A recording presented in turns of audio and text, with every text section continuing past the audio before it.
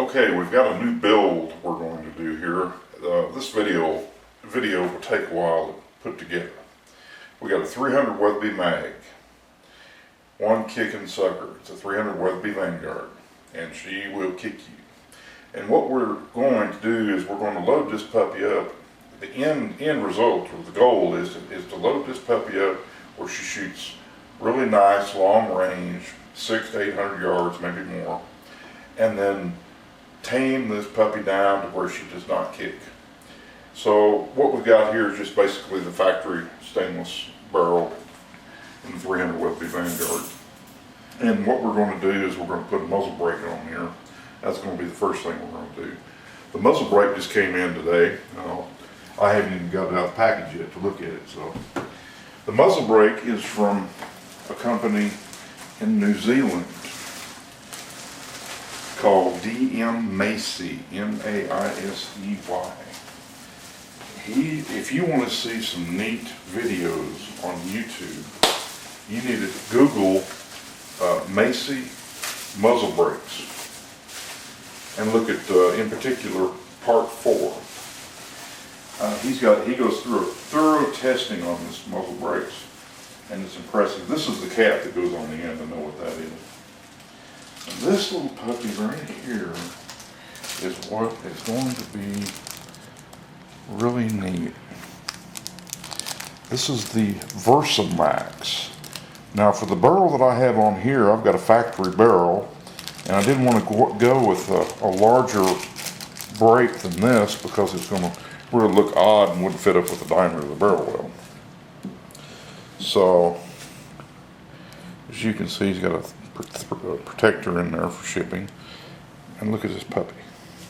30 caliber, 308. Threads on. I got to take it down to the gunsmith. Let the gunsmith thread the end of the barrel. He'll flare this down, taper it down. It's got 9/16 by 24 threads. There's a notch on the bottom here somewhere. There it is. And that'll be the bottom of it, as you can see. No ports on the bottom. That way, if you're laying down shooting, you ain't going to kick up too much of dust and have dust in your face and all that kind of stuff. If you're shooting at somebody, they ain't going to know where it's coming from. That's another good thing. Of course, I ain't shooting at nobody's going to be shooting back at me. Don't intend to. So this is going to be some exciting stuff. You know, I've got a 338 Win mag I bought way back, and I had a muzzle brake put on that, and that puppy tamed that down really good.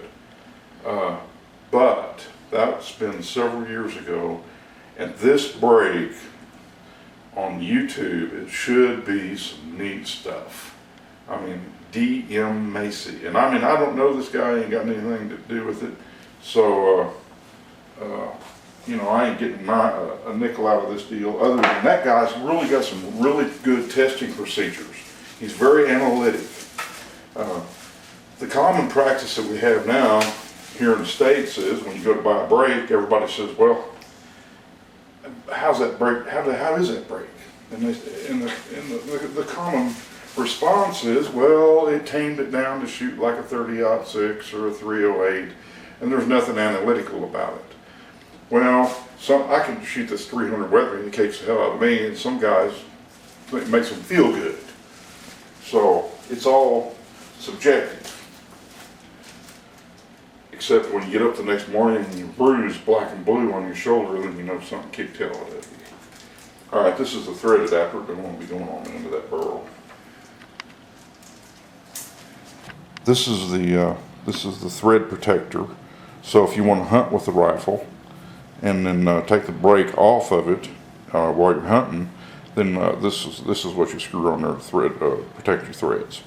So this is going to be an exciting build.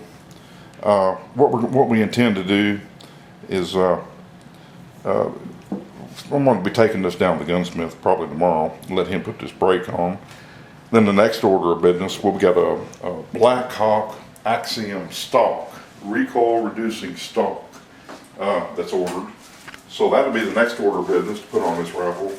Because what we intend to do with this thing is, number one, is we intend to tame it down where she shoots like a 6.5 by 55 Swede, something real mild. So that's what we're attempting to do.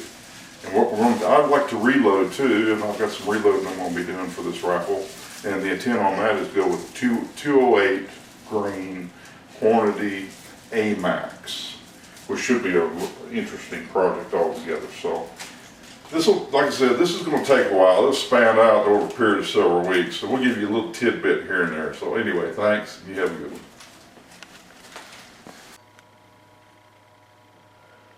Okay. Well, here we have the finished product. I mean, after the planning and buying the parts and putting everything together, and then she's come out pretty doggone good. I tell you what, that stock is impressive, as well as the muzzle brake. This thing, I took 30 rounds out to the bench with me when I went to shoot it the first time, and I was able to sit down and run all 30 rounds through this. Now I didn't run through there as fast as I could. I mean, barrel get too doggone hot with that big caliber like that. You can see that muzzle brake on there. Gunsmith done a good job on that. But I was able to sit down, run all 30 rounds through that. That's what I had with me, run all 30 rounds through it. Man, it took almost all the recoil out of that.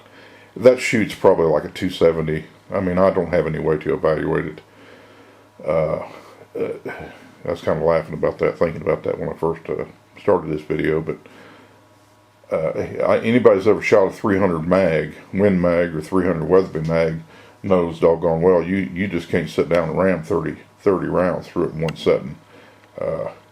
Not unless you're an absolute beast. But anyway, I put a Harris bipod on it, 6-9 bipod, which actually was on one of my other rifles.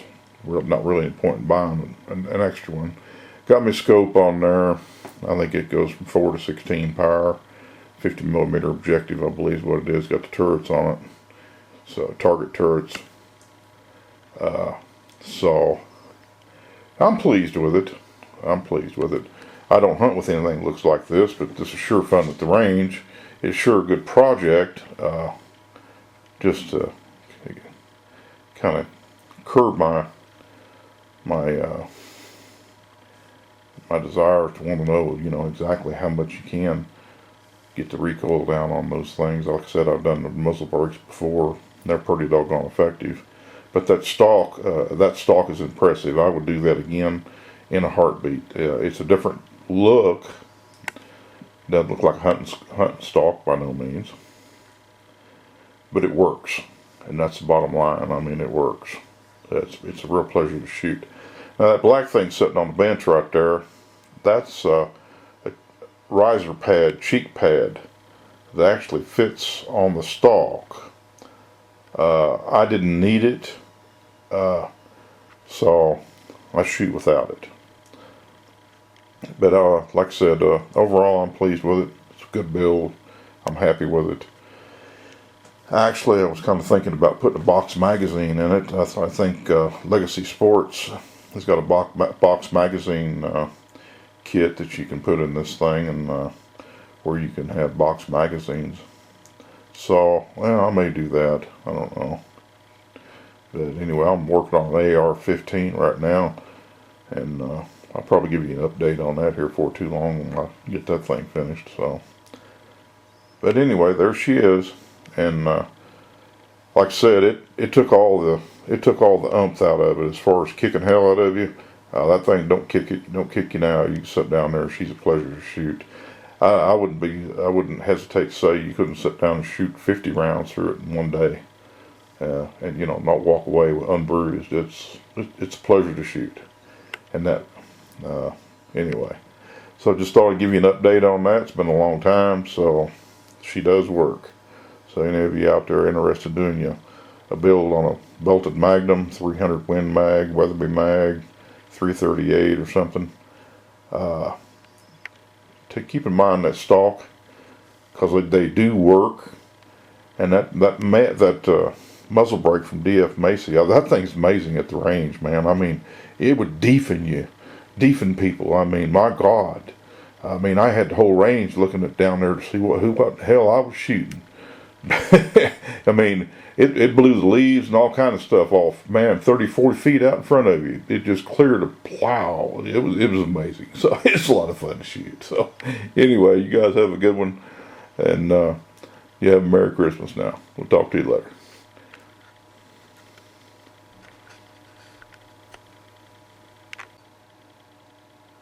Okay, I found that target. So I got that posted up there for you to take a look at.